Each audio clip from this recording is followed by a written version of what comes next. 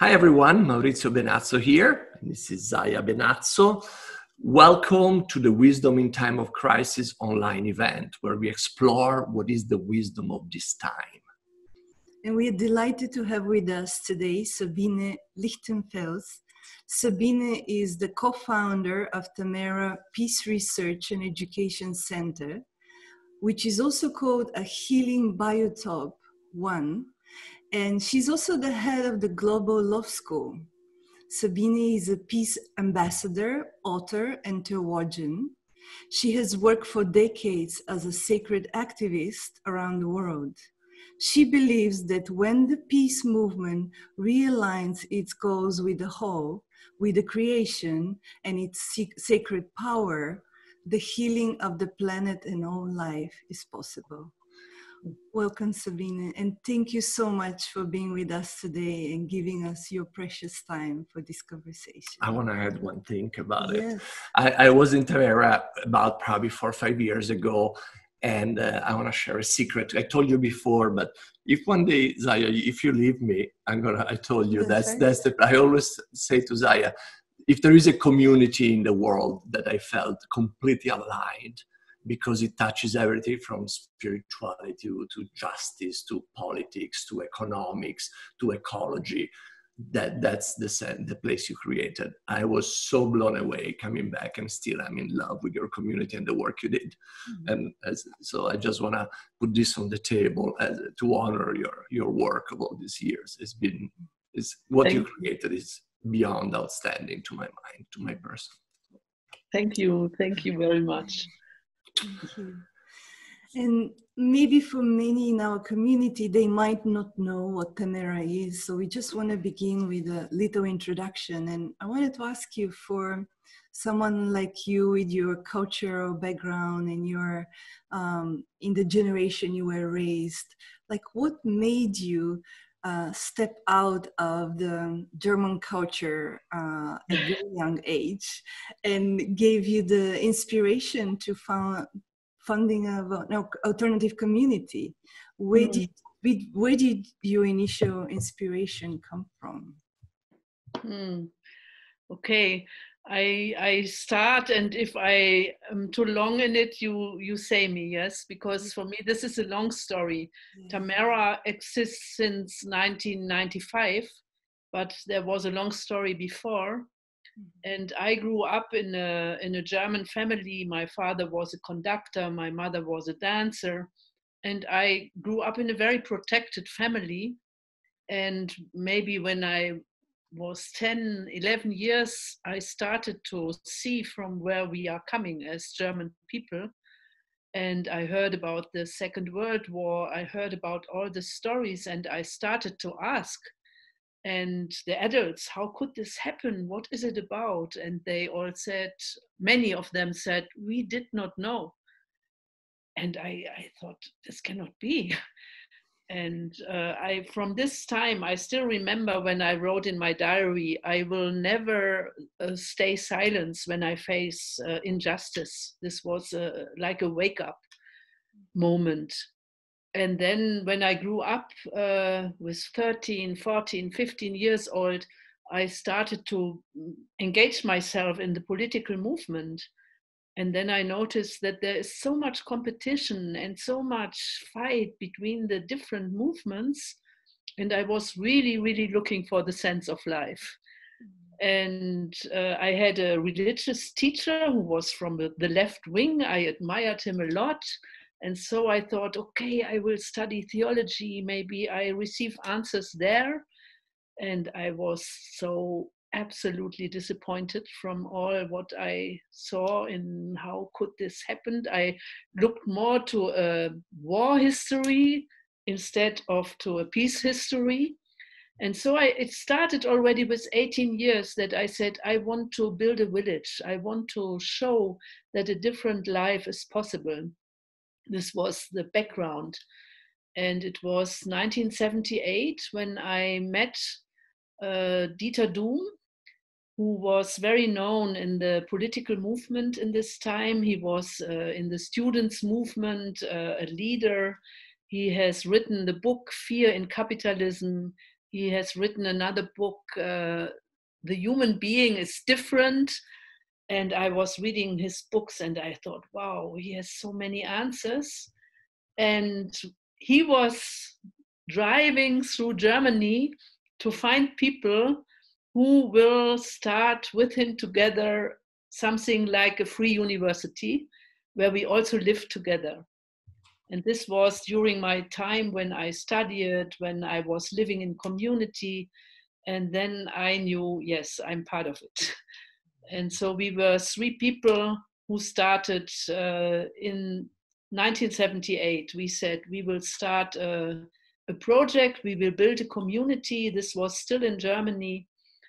And we want to figure out how a peace society could work. What are the backgrounds? How can we change from a war history into a peace history? And in this time, I did not know how many challenges this will have. And now we are here in Tamera. This was a long, long path. But I think it was in 1990, more or less, that we felt we have to find a place where we can find the freedom to build a village. And in Germany, it was in those times very challenging. Even to live in a community was already very challenging. And so with a deep, deep inner guidance and search, we were guided to this place here, to Tamera, what we call today Tamera.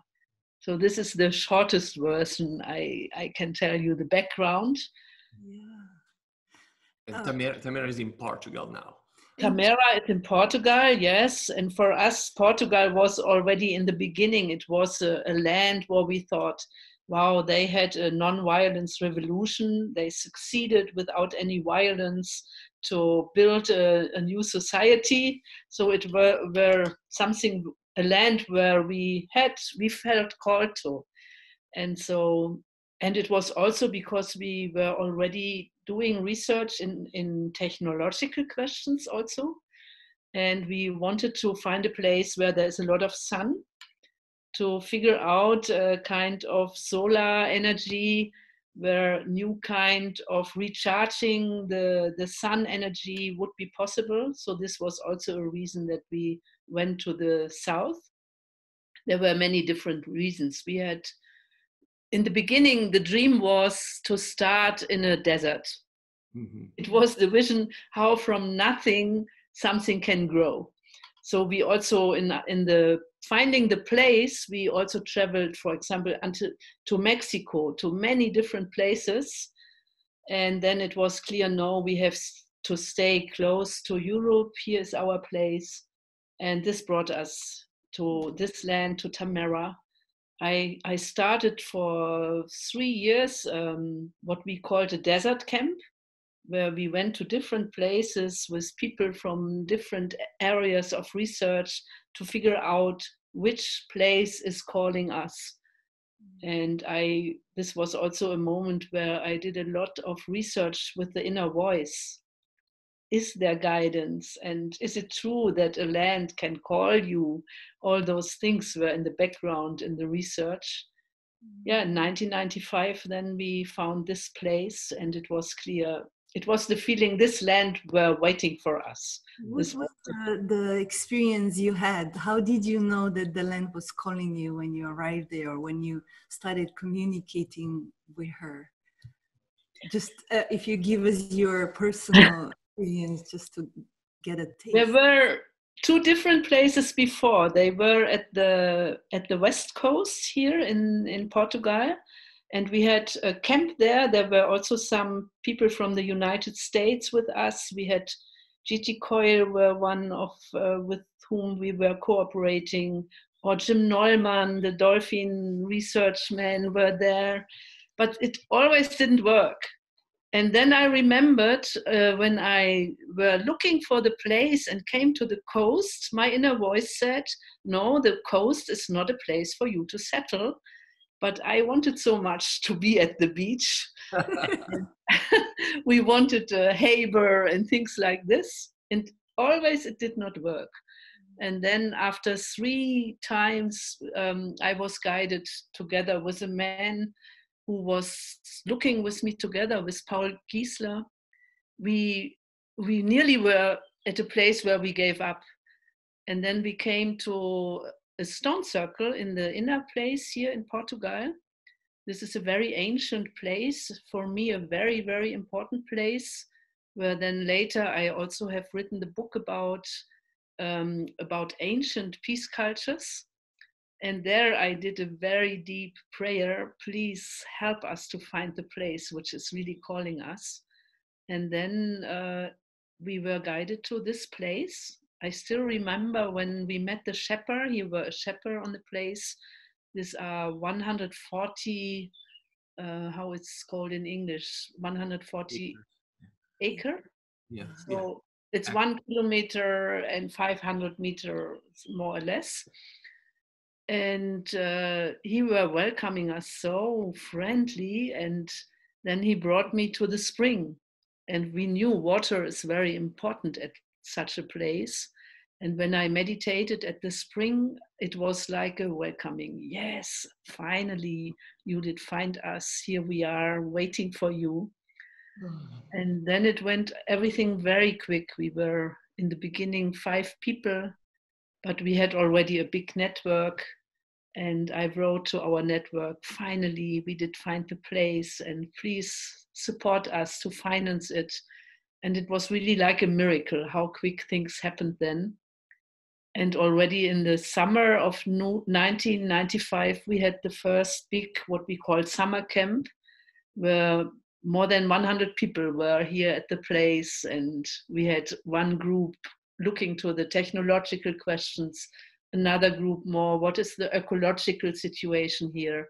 A third question, how can we solve the social questions? So it was a very strong and powerful start. Wow. And what would you say are, how would you define the ethos and the philosophy of Tamera today? Or what are some of your guiding principles today for the community? So we have developed ethical guidelines. And for us, it's very much about cooperation with all beings.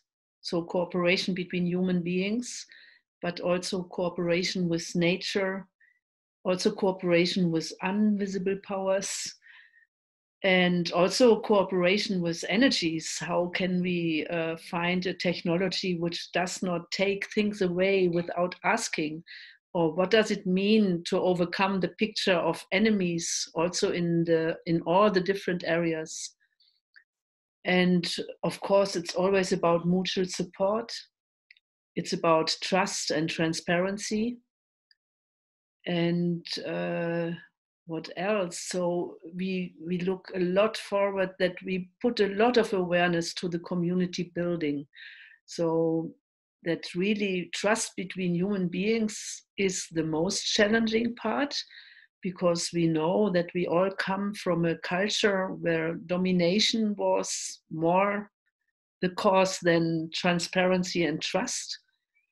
And through the development of building community, we came very, very intimate to all the questions of love and sexuality.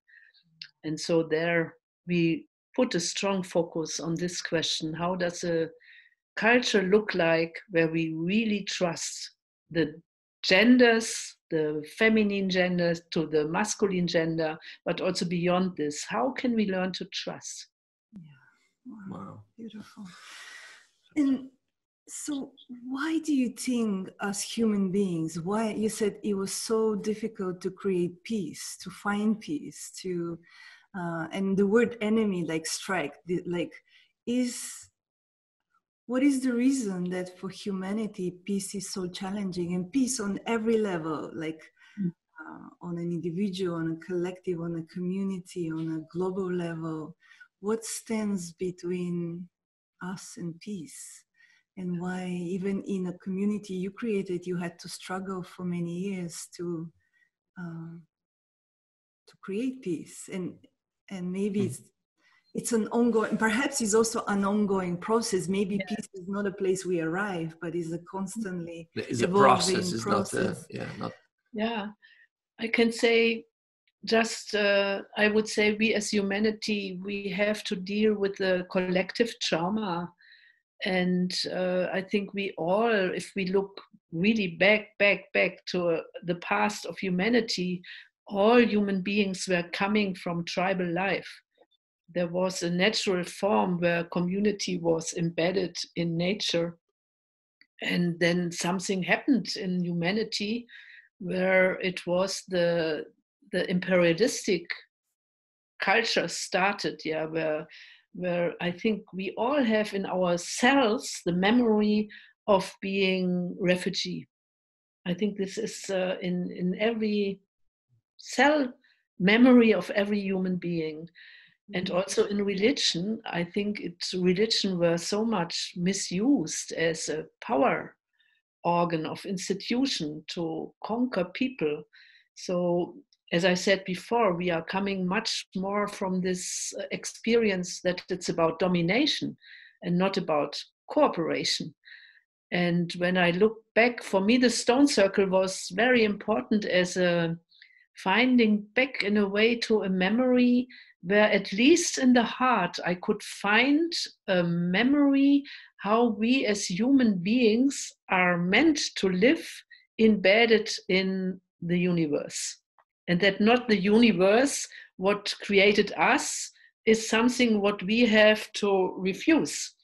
And I think the last centuries we did build societies and we did build social systems which were against nature. We treated the earth in a wrong way. And the same I felt between men and women, the patriarchal culture. There was a big, how to say it, there was a big, we lost the natural relation to the divine. And to find back to this is a deep research on social level as well as on a spiritual level. We have to work with the trauma, with the human trauma, and we have to work to figure out again what is real spirituality, or what is there a divine power which is not misused by religion. Yes, and this is, I think this is a question for centuries. Also, we are a lot cooperating with indigenous people. And we know that we, as Western people, we have to face the perpetrator issue in a way that we don't feel guilty, but that we see, wow, what have we done in our history in the last centuries? And how can we heal these wounds? And as long as we fear to face this issue, we can't find solution. We put wheels on it. We make a new age spirituality without really facing the core. And this is work. Wow, so much to take it in so many directions. It's so rich, it's everything so rich. You're saying. I want to, so I'm just curious if you can talk about a little bit about the love school and the philosophy, and why do you think, what is the role of Eros in shifting the planetary culture? What has happened with spirituality or religion that they haven't taught us, or they have disconnected us from our to Eros? And I try my best to. We have written books about this. For example, I have written a book about Temple of Love, where I try to describe the memory of a healed picture. And in the last time, my partner and me, we try to resume the issue of love and sexuality in a new book, what we call We Knew Each Other. This is coming from a Biblic word where when Adam and Eve met, there is the same word, recognizing or having sexuality. And this was the point why they were driven out of paradise. Like remembering each other, remember? Yes. Recognizing each other. Yeah. They recognized each other and they saw that they are naked. And the Hebrew word is the same for recognizing each other and having a sexual encounter. So this is the title of the book. And it's about, again? What is the Hebrew word? I don't have it now. I don't have it here. Okay. Yeah. But I can send it to you. I can, yeah. So I feel that in history there happened something between two core powers which are keeping the universe together. I feel the masculine and the feminine powers are divine powers. So in the core, I see there is unity and then there is polarity. And I don't know any human being which doesn't come out of a sexual encounter. But the Bible did never speak about this. So sexuality was brought in a comparison to evil. And also living on this planet Earth became something like the earth is the hell, and there is the heaven where you have to pray and to overcome all your needs, what you feel if you are in the body. And if we look back to, we have not many written things, but we think that there was a matriarchal culture where a goddess was also a very sexual being. And the goddesses they were free. They had a free life, but in those times there were mainly mother goddesses, and the men were more the sun men. So the women were leading social life and so on. And I think then something happened when suddenly it was the opposite, that also women had a longing for a partner, had a longing for something like what we call father.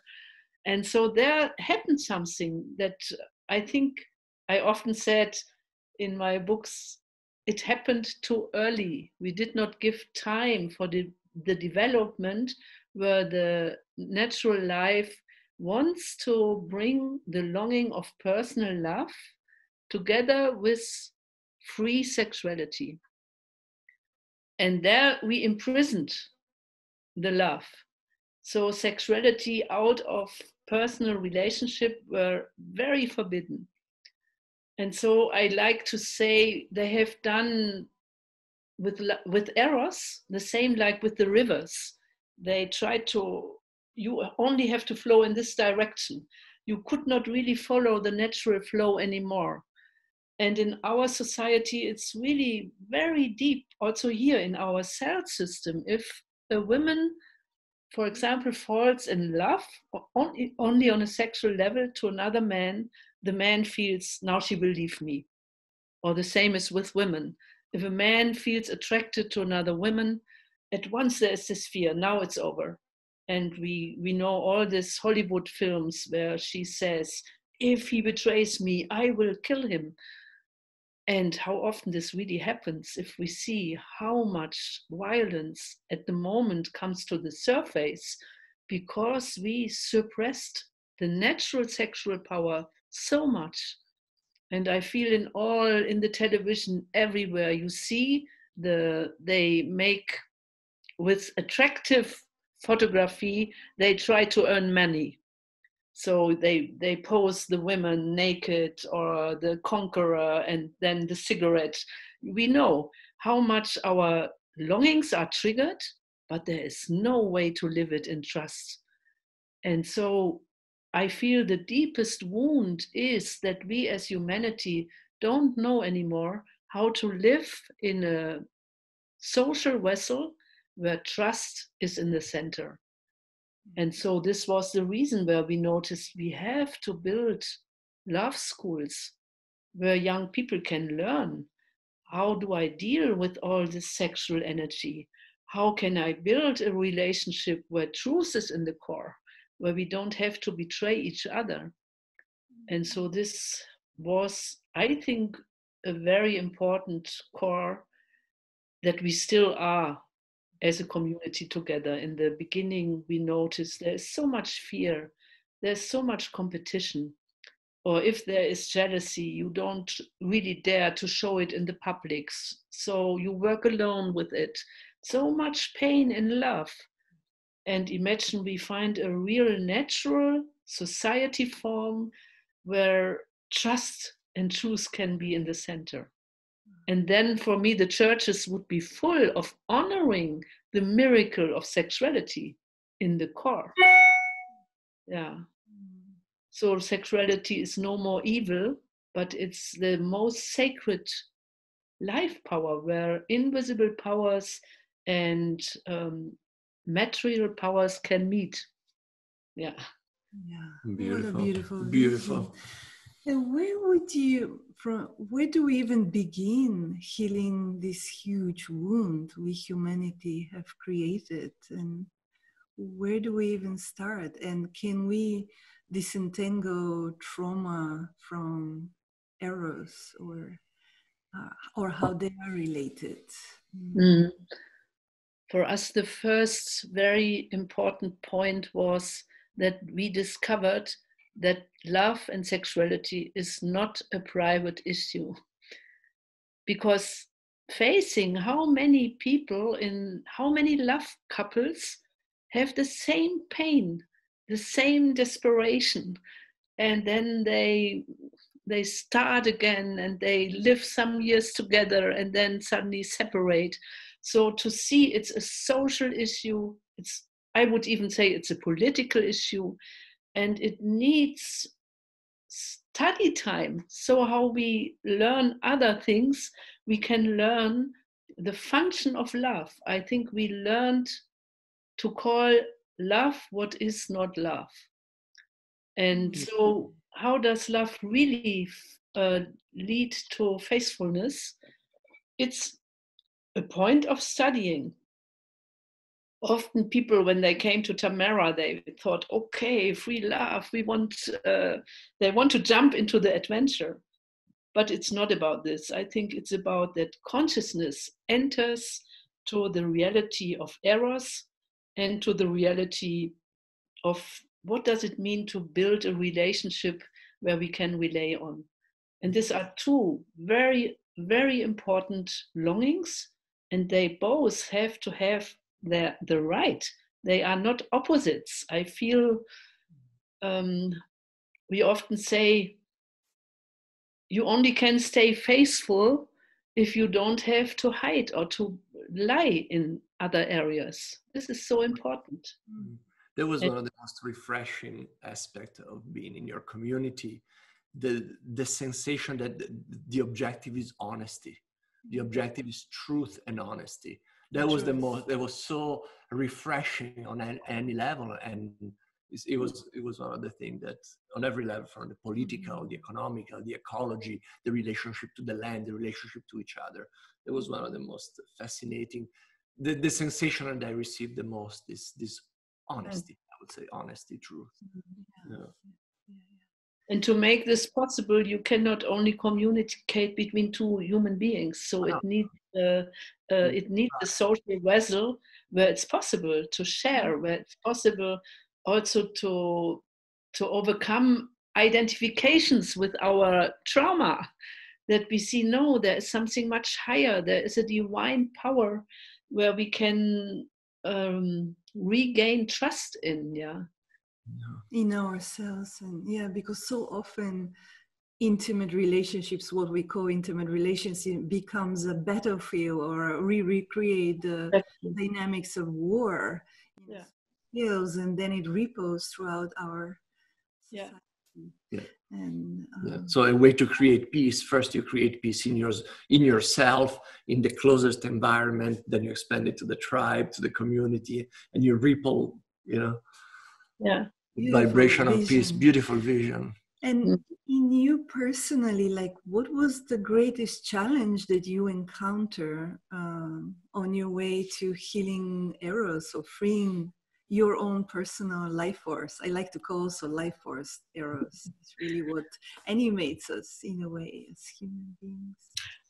I cannot really say what was the greatest challenge. The challenges never end. But if you see something where you feel this is true, if you see a certain aim, you are ready to take a lot of challenges. And when I faced how much I see this as the core pain in society, and how deep I noticed here it needs a real healing work, the more I dared. And for me, it was, first of all, it was, I can say the Inquisition is not long time ago. So if we approach our real sexual longing and our sexual truth, fear is very close in the back. And so to learn to express it, to learn to find my real feminine source and to trust into it, and then noticing if I dare to reveal fully what I love, what I really love. This also supports the man. This was a daring step. And especially in the first years when I went in the public to speak about I love more than one man, it was always like, now I go to the like this, yeah. And then I noticed, no, it's your responsibility to speak really in a way that you encourage also other people to trust.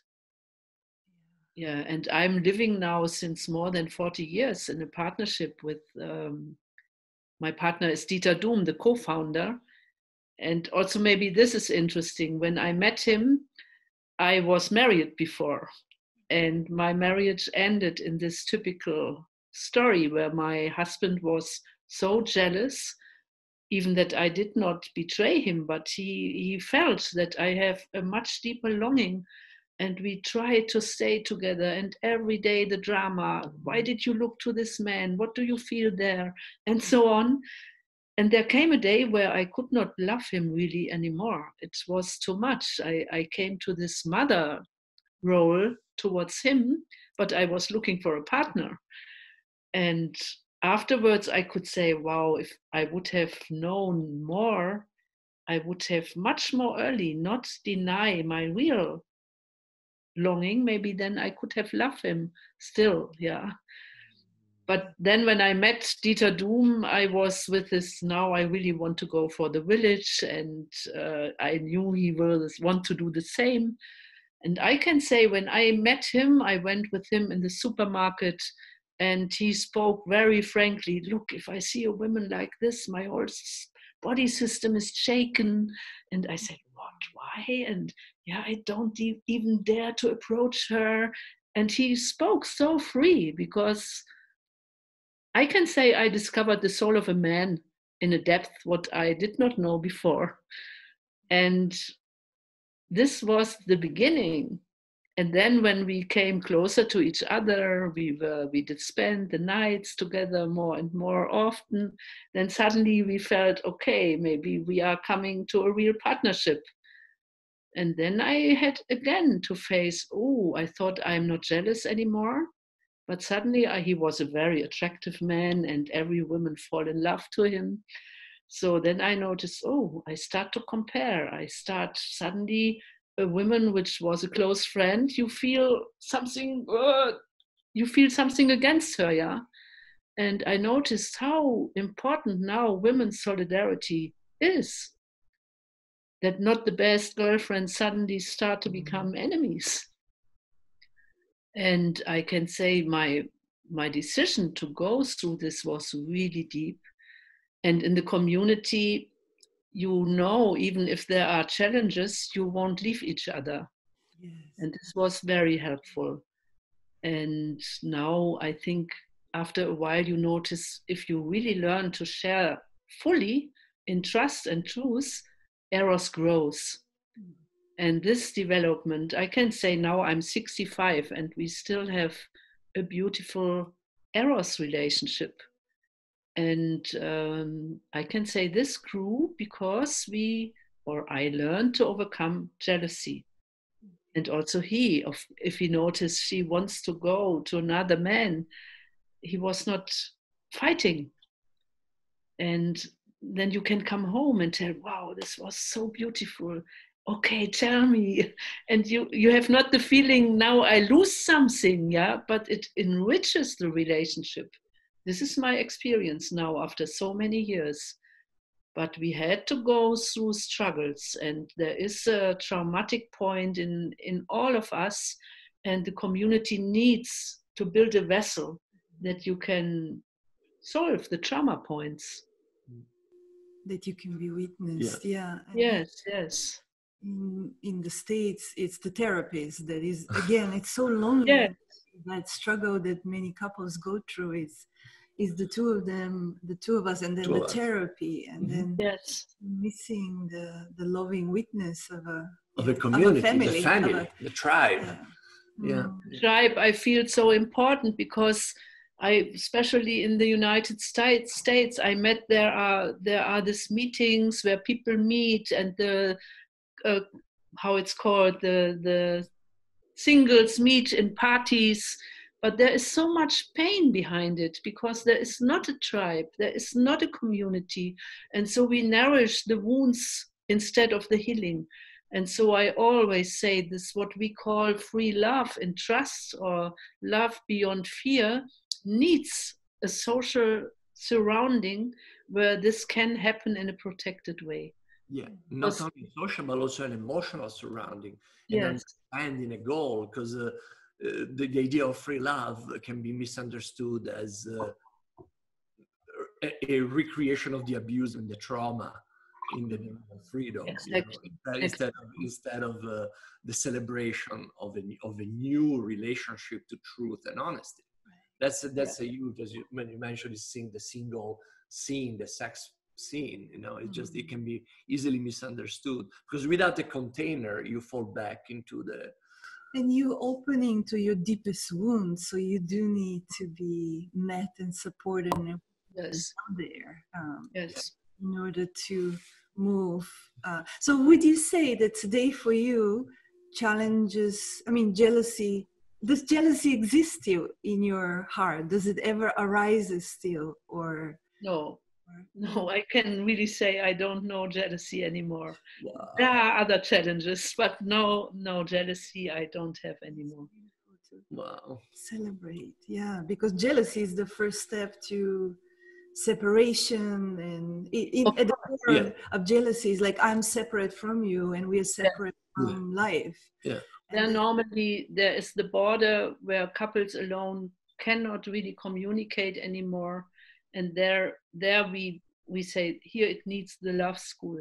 Here it also needs study time, that we understand this, what is coming in our heart as feeling of jealousy is a pattern of love, what we learned through centuries. And we have to relearn here. We have to support each other, that here fear can change to trust. And this is work. This is not done like this. It's probably a lifelong journey. But for me, the beginning, for example, is when there is jealousy, that you accept it is a cultural sickness. Because normally, if people are jealous, they feel I have a right. And I have a right to be jealous. And then you insist to it.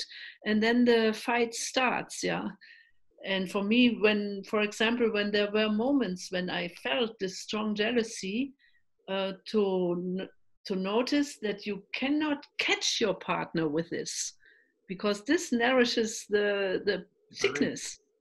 So I would say jealousy is like asthma is not belonging to breathing. Jealousy is not belonging to love. And this is the first step, to really recognize this.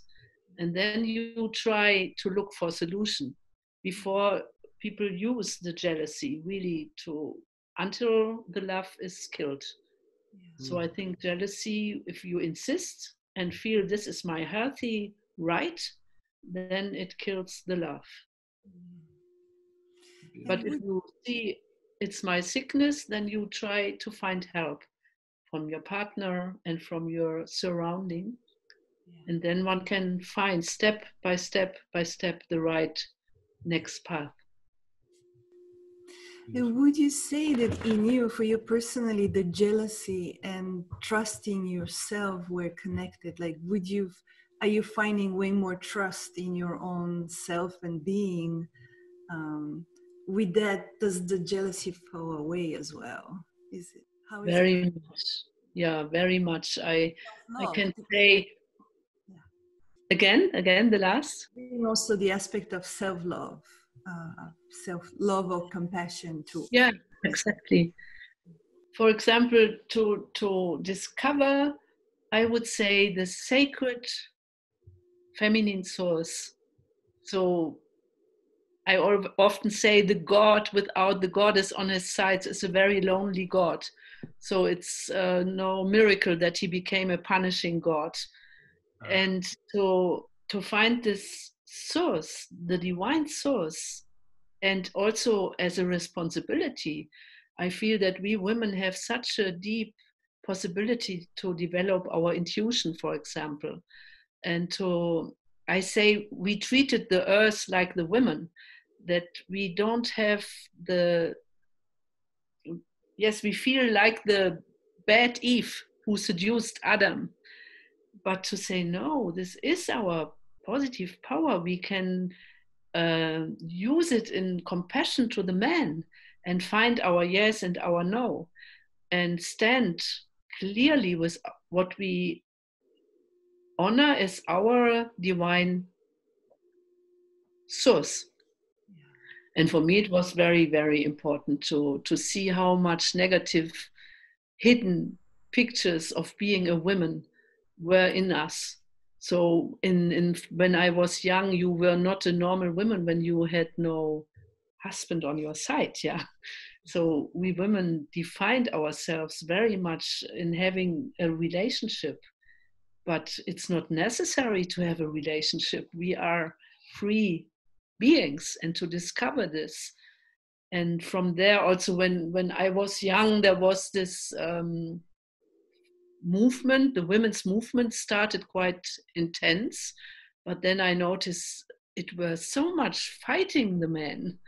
And I noticed, no, this is also not my aim. I love men. And I need to create a women's movement where we really discover our self-love, we could say, and from there finding a relationship. And if the relationship is strong, then often you want so much to this part that you fall down, you lose your self-consciousness, so the partner doesn't have the opposite anymore. And finding this dance, yeah, and that we have both, we have the feminine and the masculine powers inside of us, but polarity is a beautiful dance if we don't forget unity in it. And this is the challenge where we are in, I feel. And many people, they don't understand why we name the gender issue so strong. And I honor homosexuality. I also honor transsexuality. Often they were in former tribes, they were spiritual teachers, they were shamans. But also I feel in indigenous tribe, the power between the feminine and the masculine had to be in balance. And this was really important. And this I feel we forgot in the last centuries. We have to relearn this. And we are in a development to figure out what is a real partnership society. How does it look like? Mm-hmm. And I think it's new. We have to figure out how it will work. And yeah, and for us also, the disconnect is so strong in the spiritual community, and because of religion, that disconnect is so deep. And, yes. Excluding our Eros from our spiritual path is really exactly. We would never see the unity in every moment of our life if we're in denial of that aspect. We will be always living, as you said, that the here is hell and suffering is repression and suffering because there is up there or somewhere there is a different. We could never be human. We could never be human. Yeah, exactly. Our bodies and our humanity. So I perceive my body in a way as a temple. Yeah, absolutely. And if Eros and consciousness come together, then it will create a humane culture. But because it was so suppressed, it creates a lot of cruelty happens because we are not with consciousness. We are so much driven by our longings that the consciousness cannot enter. And there, I also like to compare this with the situation when we don't take care for the earth body. If we don't take care for the water, I feel the water is a very feminine power. Then if the rain comes very strong, the earth is so dry that she cannot receive the power of the water. And this is the same with the Eros. If we don't allow the Eros as in its natural flow, then the rain, the longing of the man is so strong that we cannot receive it. So something wants to come in balance again, yeah, in a clear yes and no, and to create the vessels where the water can be received. And this is I think in ecological work, the same work is to be done like in the social relationships. You can really compare it, because if we bring fire and water in a balance back, and if we create retention spaces for the water, all the plants come back, all the birds and the animals come back. There is life. And this is why we call it healing biotope. And the human being is part of the healing biotope. We have to heal our inner wounds that we can take care for the earth and for life. Amen. Amazing. So beautiful. We're coming close to the end of our time, Yeah. but I wanted to ask you about what do you see? What is the wisdom? What is this time we're living in, this polycrisis we're facing today? What do you see it's happening? And something about your wisdom in living in community, and when there are times of crisis, meeting crisis, being with, if you can give us some of your wisdom. Yes. Big question, could open the next window. But for now, I would mainly say that I feel with Corona, we started to see that we are one body, that there's only one earth, that we are all connected, that there is one organism. And I feel now we as humanity are really challenged, that we understand this, and that we also see that a lot of healing is happening for the earth right now, because we stopped with all the fire, with all the airplanes, with all the machines, with all the oil drilling, and so on. Indigenous people suddenly become their rights back, yeah, that their oil drilling has to stop, and so on. There is so much healing on the earth body. And for me, the question to humanity is now, do we understand? Do we not fight the virus with nourishing fear even stronger, but do we learn to read in this virus, what does it tell to us? And not to treat it as an enemy. And then I would say it's the virus of fear. Finally, we can see that our society systems are longing by gear and fear. And I would say the call is now from fear to trust.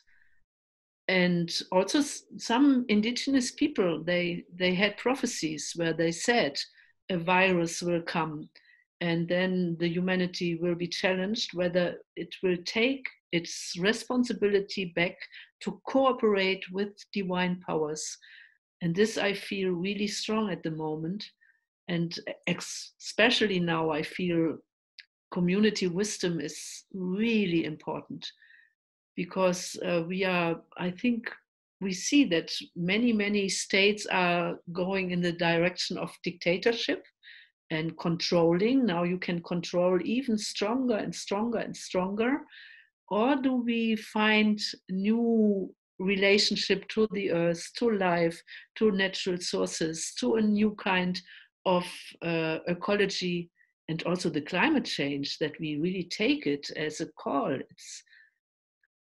If so many bees are dying, if so many species are going, we don't look for the virus, we see something is wrong. And the virus tells us now really urgently, something is wrong. Look back how you organize your life in cooperation with life and with Earth. This I feel as the strongest message. Beautiful. As it amplified already what was here, now we cannot deny it. We have to really. Yeah.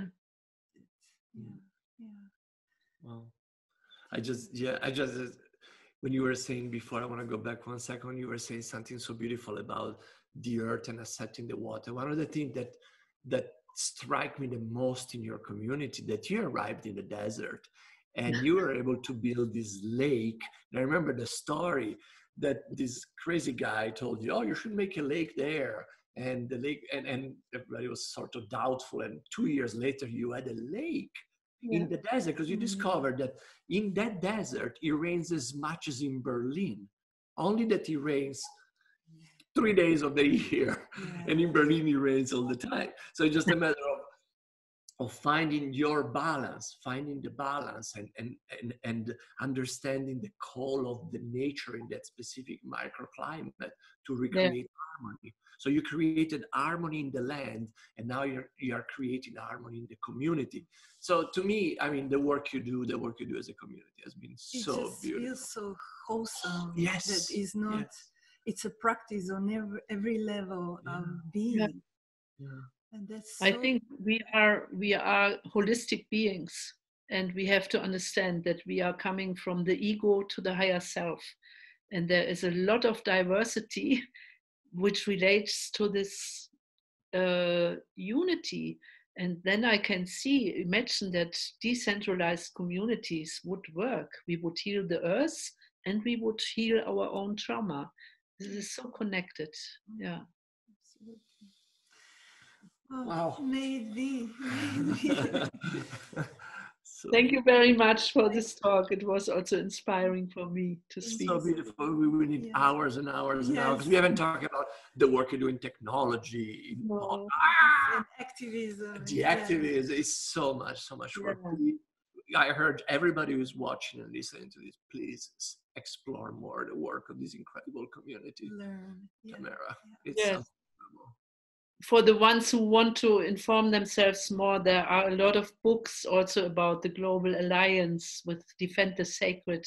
You can find all of this on our website. I think you will publish it. We'll add all the links. And such an honor and a joy. Thank you. To have you with us. Thank you very much. Thank you for this talk. Ciao. Bye-bye.